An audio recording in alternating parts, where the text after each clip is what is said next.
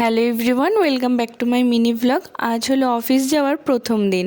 এখন ঘড়িতে বাজে সকাল 6:45। গরম জলটা করে নিয়ে স্নান করে পুজোটা দিয়ে দিলাম।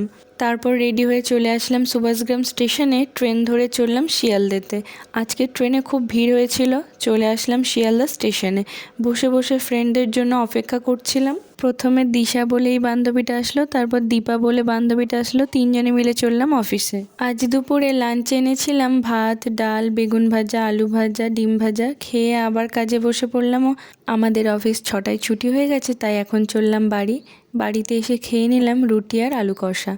খেয়ে একটু বেরিয়েছিলাম, জেরক্স করলাম, তারপর স্টেশনে গিয়ে মান্থলি টিকিটটাও কেটে নিলাম। কাল আবার অফিস যাব, তাই একটু মাছ কিনলাম। বাড়িতে এসে খেয়ে নিলাম ফুচকা।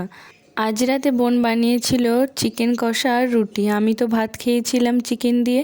তো এইভাবেই অফিসের প্রথম দিনটা কাটলো। ভিডিওটা ভালো লাগলে চ্যানেলটাকে সাবস্ক্রাইব করবে। বাই।